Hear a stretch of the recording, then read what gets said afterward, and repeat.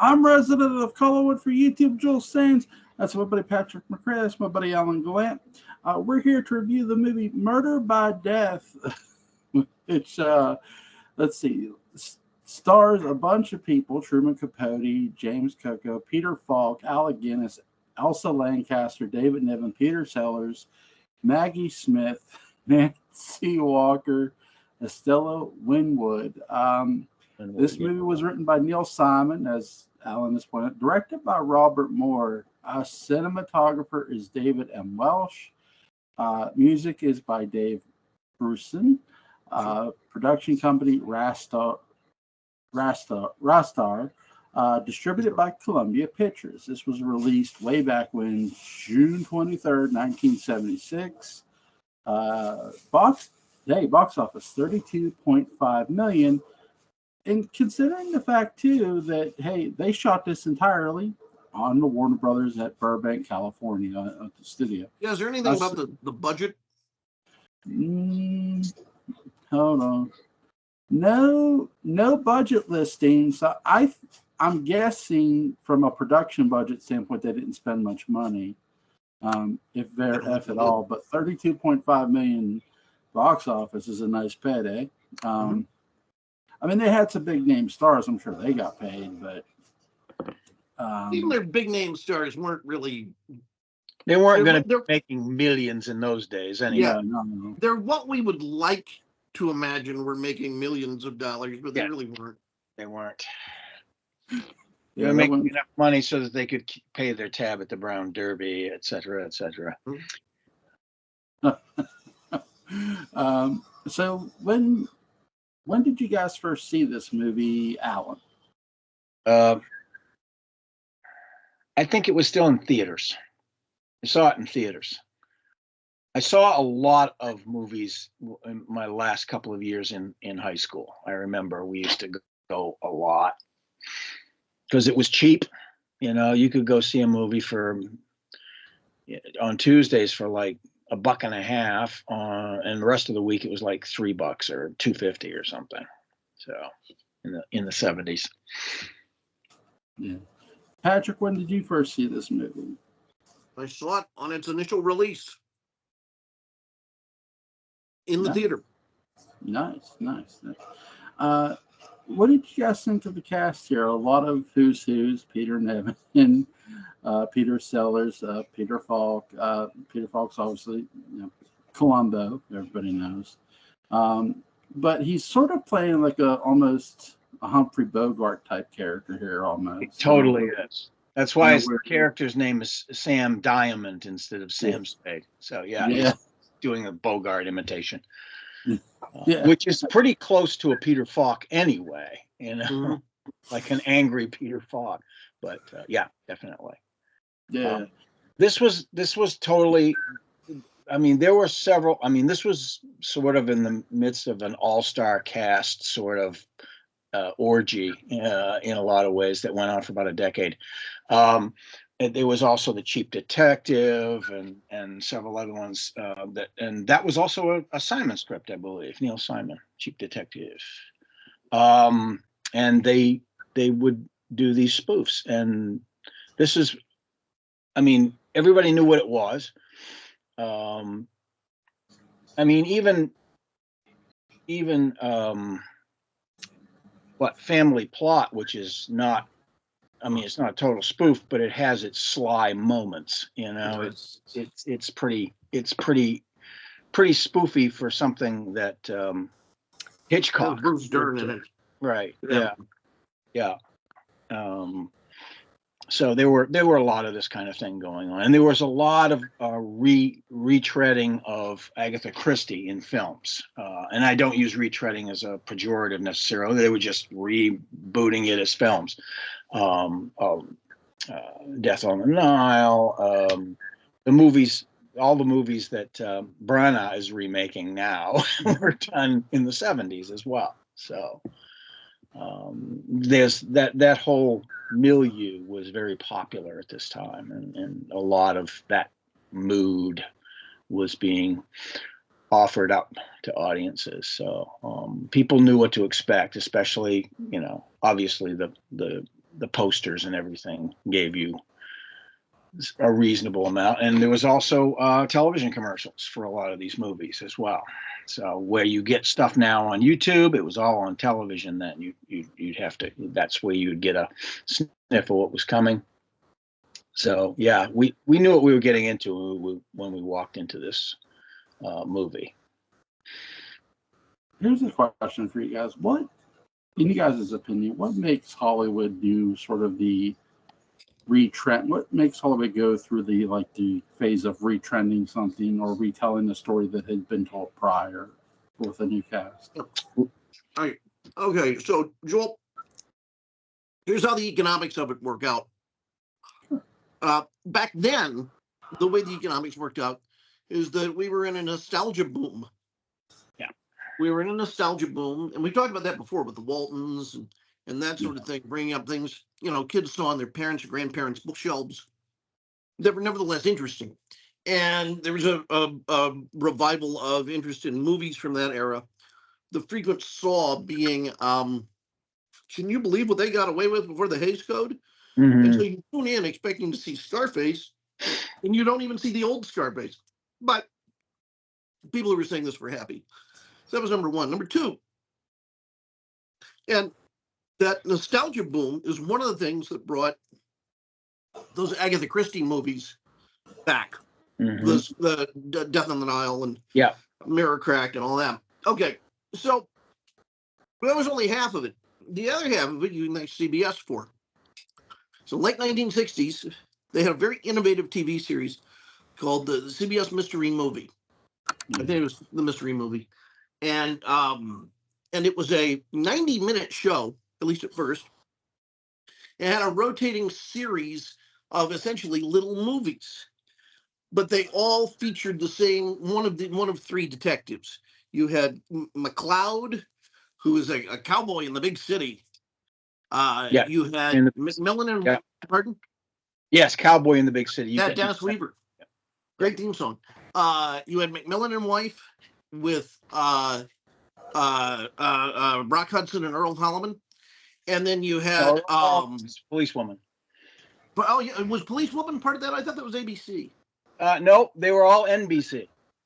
Okay. Yeah. It was NBC. It wasn't CBS. Okay, great. Yeah. Okay, good. You're straightening me out. And then finally, you had Columbo. Yes. Which was really became the jewel in the crown. Yes. And with Peter Falk. Yes. And that was based on a play. This really put the mystery back on the radar for a war-weary, Watergate-weary public who just wanted a likable countercultural hero who was going to, dig around and find out the truth about a bunch of stuff. So all of these things came together. You also had Addams Family in reruns, Indefatigable, and there was an artist named Edward Gorey who did the opening credits to Mystery on PBS. Yes. Yeah. And he designed the sets for the Dracula revival with not Lou Diamond Phillips, who's the that would be good, actually. That'd be all right for a revival. Lou would be great. Great. Frank Langella, who's the poor man's Lou Diamond Phillips. Yeah. Anyway, and that's on his card. So Murder by Death. The structure's already there. You have one of the funniest writers who cut his teeth doing skit writing. Mm-hmm. This is essentially a bunch of your show skits and parodies of Charlie Chan. Yeah. And you had the late movie, which was a relatively recent, 10, 20-year-old, but not that long, construct. You saw a lot of 30s, 40s, and 50s movies on television. Yes. Yeah. Especially late at night. Yeah. So now that's why the movie was successful back then, or that's where this nostalgia boom came from back then. Oh, but now all of the remakes, reboots, et cetera, because there's almost no property that is not. Pardon me. There's almost no property that is not one of those that's out there. So what's up? Well, what it is that Hollywood has a very, very brief time to really make most of their money back. and it's in the first weekend before the public gets wise to the fact it's not a very good movie. If it's not, yeah, absolutely. And it's not. It's like it never is. Yeah. And so with that little amount of time and so much competition, I mean, back when Murdered by Death came out, what was your competition? Live theater and the zoo. Yeah. You know, and maybe reruns of Alice. Yeah. Yeah. You know, maybe like staying home and playing a record. I mean, it was not what it is today. Yeah. With a plethora of digital diversions. God, that's a wonderful, wonderful series of words. Very good. Anyway, so they have to have name recognition. They don't even care what. It can be Dark Shadows. They don't care. It's just got to be something they don't necessarily have to pre-sell because people in their mind go, "Oh, that's famous. That's part of the zeitgeist. It's already vetted," and they go. And that's why a lot of Broadway musicals are retreads of previously done material. So movies, Disney shows, et cetera, et cetera. Yeah. That's interesting. There's also a thing called a generational opportunity too, where every 20 or so years you get new eyes and new brains and new ears. And it can be good. You can retread stuff that way too sometimes. If it's a good, I mean, if it still speaks to that generation in some way, or it can be updated like they did with Romeo and Juliet 500 times, you know. I mean, they just kept doing that sort of thing with it. So, speaking of which, Olivia Hussey passed away a couple of days ago. Who's in Zeffirelli's Romeo and Juliet.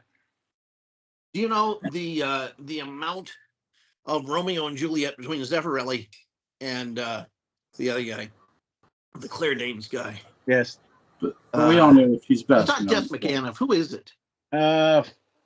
Cannot remember who. The guy who did. He's the guy who did Australia and the Swept Away, or no, not God, that not that, but it's sort of associated with Swept Away. Yes. Moulin Rouge. Yes. Yeah. His Romeo and Juliet. Do you know the percentage of the text that made it into the movie? I'm gonna say 40%. 20. 20%.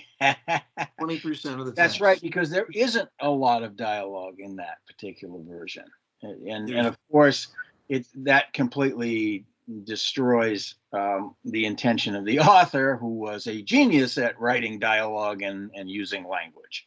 So yeah, it's just Baz Luhrmann. Yeah, Baz. Yeah. Baz Luhrmann.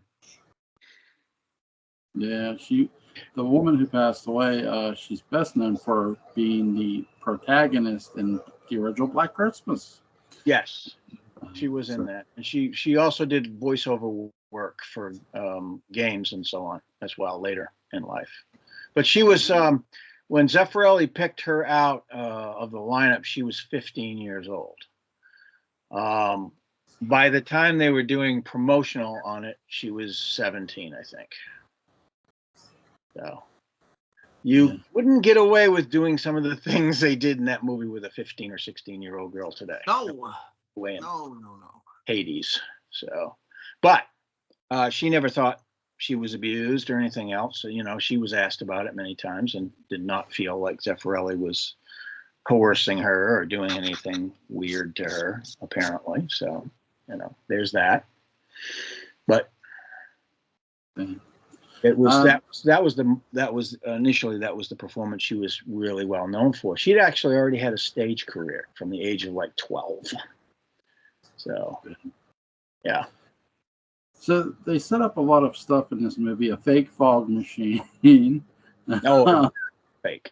Yeah, it's interesting. It's sort of.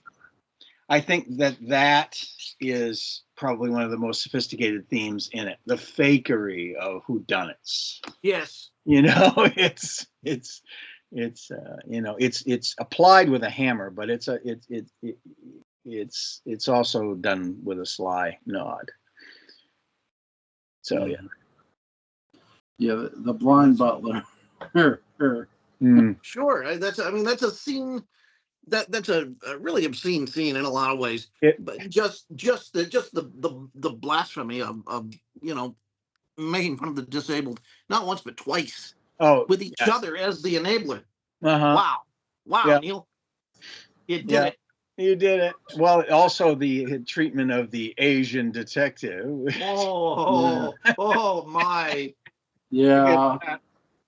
This is one, and this is weirdly one of, in terms of his, broad comedy performances, this is one of Peter Sellers' more understated performances. Maybe that's why, because he was wearing this, this overbite piece and had his eyes taped, and maybe he felt a little uncomfortable himself. I don't know. Well, it's doing so much of the work. Yeah.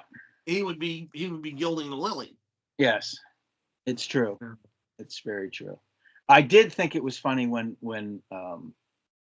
Twain keeps correcting his grammar. I mean, the original grammar Nazi, and that was pretty good. So. Yeah, and by the end too, he's like going through everything they've done wrong and stuff. It's like they do a really good job considering they're on a set. They're in this big house. Oh, absolutely. On the studio, they're not on location, but they have fun with it, and everybody looks like they're having a good time. Yes. Well, not being on location helps. Yeah. Because then they either have a trailer on the lot or they just go home at night, so they can kind of chill and memorize the next day's pages or whatever. So that's much more relaxing than being out in the middle of a cold castle somewhere in England or whatever. Yeah. There's a lot of great actors in this. Who's you guys' favorite character? Favorite character?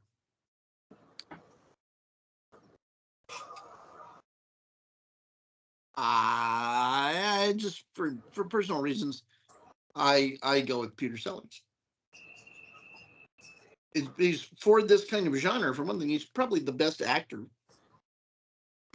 in the movie. Yeah. For this genre. Yes.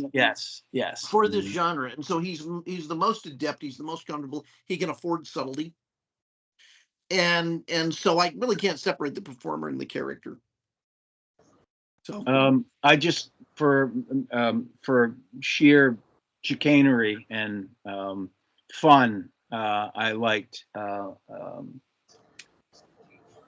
character of Sam Diamond, because it gave him an opportunity to do something besides. I mean, he gave him an opportunity to, for one thing, ape. What's his name? Columbo? Bogart.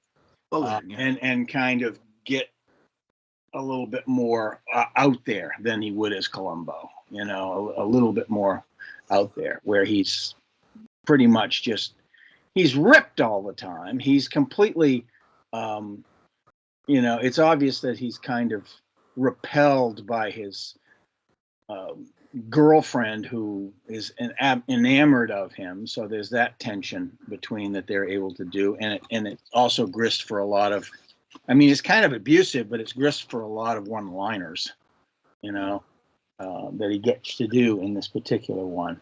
And I think he does a pretty good Bogart. I mean, it's not bad for a lampoon. He doesn't go super crazy with it, but it's big. It's still big, and that's what I enjoyed about that. That was the most memorable thing for me. What? Speaking of lampoon, do you think there was any early comic writer that maybe inspired the National Lampoon movies in a way? National Lampoon movies? Yeah. Oh, they were inspired by writers for the National Lampoon who wrote them. Yeah, National Lampoon was those movies were inspired by other National Lampoon people, I think. But also the name National Lampoon wasn't applied the same way as it was with, say, some of their stage shows or their radio shows that they did back in the 70s, like Lemmings, where you had a huge amount of comedians, people like John Belushi, were in these shows that they did. Some of them were recorded for posterity. If you can find them, LPs, you might be able to find a couple of them on YouTube. But that was a different sort of National Lampoon, which you know the history of National Lampoon. It started out as the Harvard Lampoon. It was Harvard University a club, sort of, whatever, editorial club, and they published this satirical magazine which satirized everything from the politics of the day to student life. And then eventually it became the National Lampoons, probably in the 60s, I think.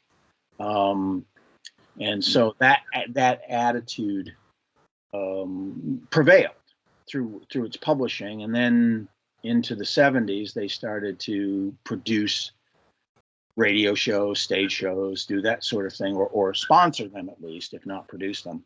And I think that was just a logical extension of that. That succeeded. And several of the people that they were sponsoring / producing became really famous actors and comedians.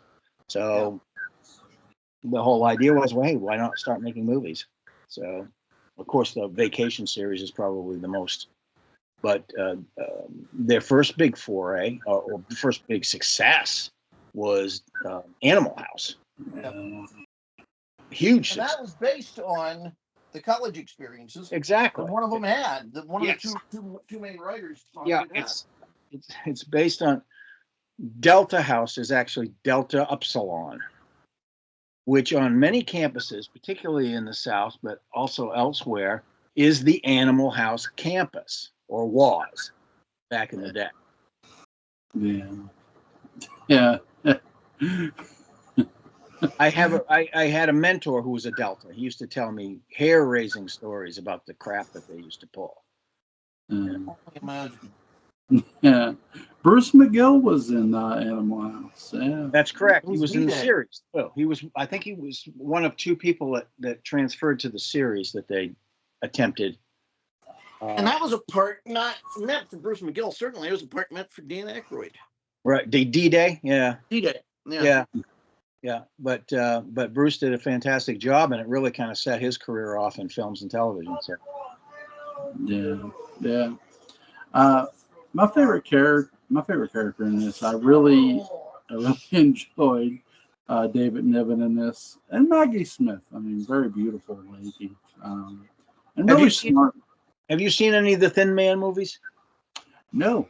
From the 30s? The characters are lampooning Nick and Nora Charles from the Thin Man movies. Which is an almost impossible task. It is, because they are lampooning. They're lampooning that whole lifestyle too. And they had a dog, just like these guys have. Asta. Which was a famous dog, and he got paid a lot of money by the time his career was, in full swing, because he was in other movies as well, and people loved that dog. So he made a lot of money for his trainer. Now, see, they should redo this movie and like parody Turner and Hooch.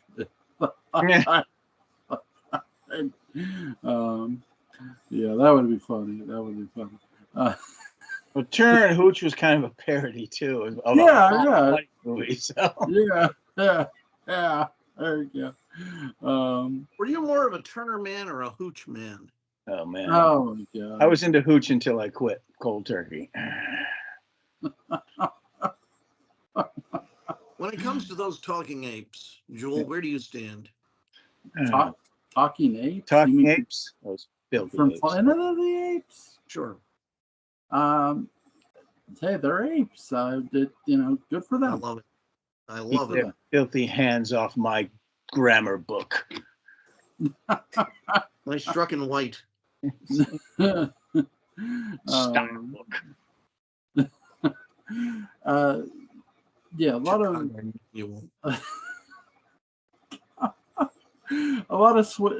of switch around this movie. I like how they open the door and there's like an animal on the bed. Oh, that's the dog. Yeah, that's the Lampoon version of Asta. Yeah. Yeah. Why? But a lot of fun confusion in this movie, which makes the movie a lot of fun and watchable. I love their lavish dinner table they have. Just beautiful, beautiful. This is another movie where you get the sense of claustrophobia in large spaces. Yes, you do. And in this case, I think it's because of the sort of vaudevillian energy that's being exuded throughout it. So, if you ever get the chance to play two games that have claustrophobia in them, the original Resident Evil and Silent Hill 1 and 2. Yes, Silent Hill.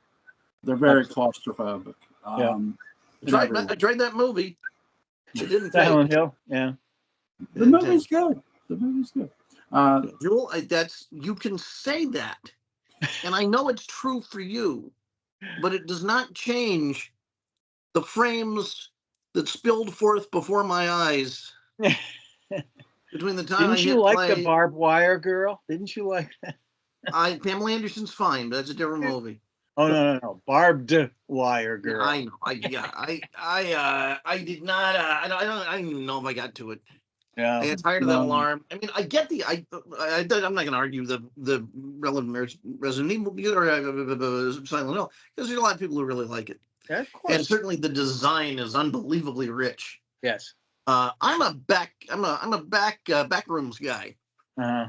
When it comes to my existential horror, that's backrooms is where it's at. Mm-hmm. Yeah. I think if you would have, at the time, if you would have told a Silent Hill fan that they're going to do a close to perfect adaptation of the game with a movie, they'd have laughed. Uh-huh. But they did. I mean, the first movie, which I only acknowledge that movie, they got everything from the first game to the second game right, which is a rare feat. They took the woman and they made some of James Sunderland's monsters hers and some of Harry Mason's monsters hers. The nurses were her monsters a bit, so which is nice. But hey, good, really good.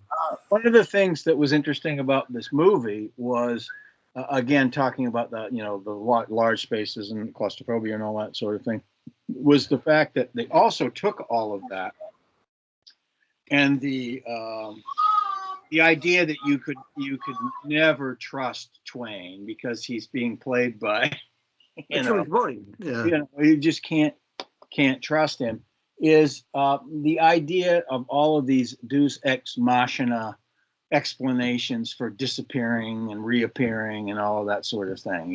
They never show that, but they just kind of do it. Yeah. There's another room. Yes, that's it. Right. But you're not going to see that. So we're going to move on from here. But again, I think that's also part of the more sly theme of how whodunits kind of work that way. Yes. Yeah.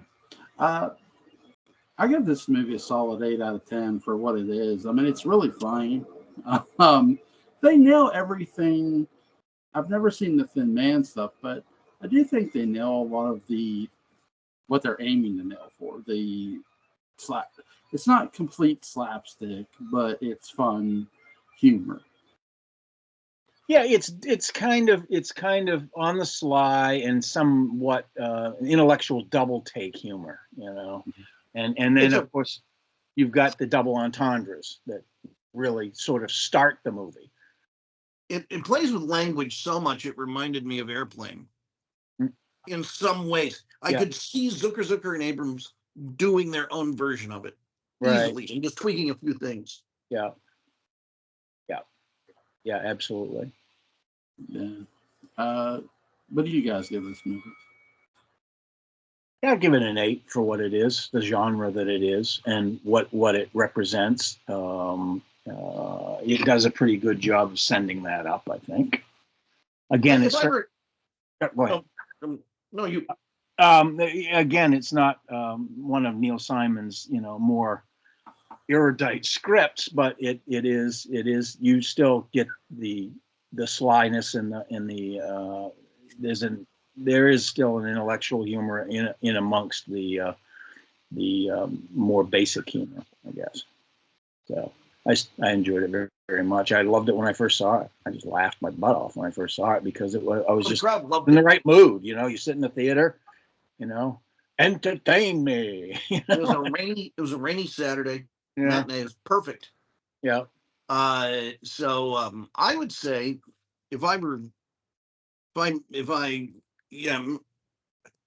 I'd give this movie 7.5 to 8. I would say I could easily justify a 7.5. Okay.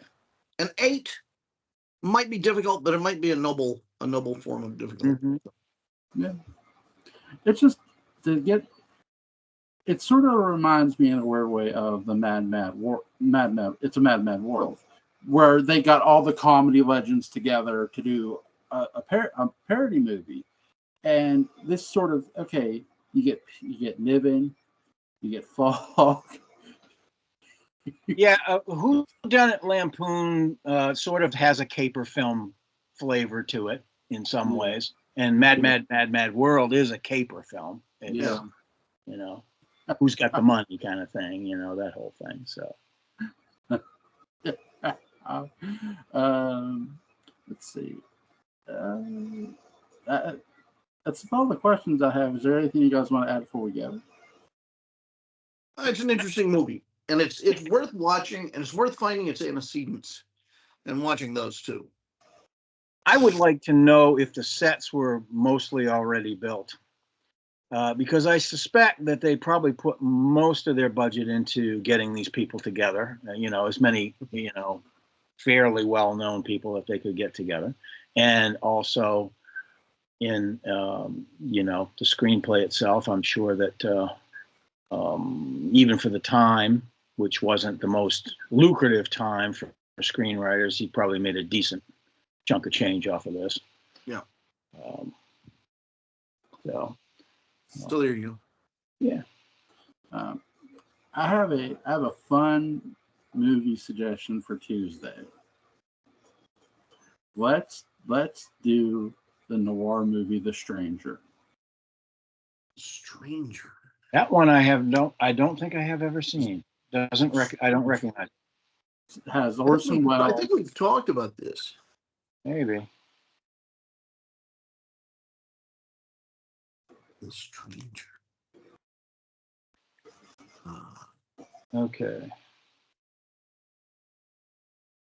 If you need me to send it to you, I can. It's no big deal. The Stranger. Yeah, the one that's coming up for me is a 2022 film, but now this is obviously not the one you're talking about. Now, is it in the girls' school? No. This is where you have Orson Welles, who plays a Nazi. Okay. And you have Edward G. Robinson, who's basically hunting down. That's right. He's a Nazi hunter. That's right. I have heard of this film. I've just not seen it. I'll send it to you guys on Messenger, Cool. So you guys can watch it.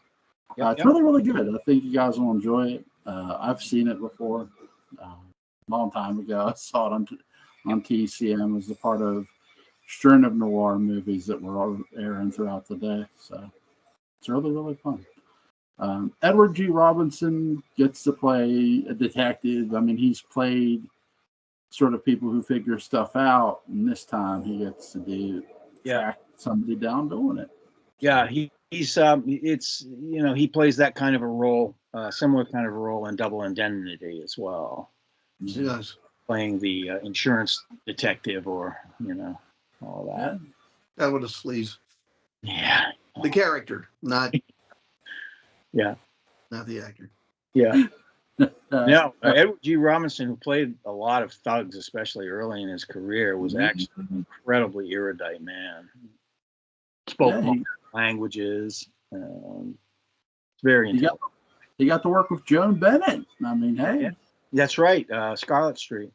Yeah. Yeah. Plays a woman in the window, too, I think. Plays a mark in that one rather than a detective kind of guy. He plays the sucker. Yeah. So it's Tuesday at 10:30. Good, guys. Sounds good That's to me. fine. We're going to do it. Link to Patrick McCray's Dark Shadows Dead Book and Bound will be in the description box. Link to Alan Gallant's YouTube channel, Collins Port After Dark, will be in the description box. Hope you guys have a good night. Bye-bye. Peace out.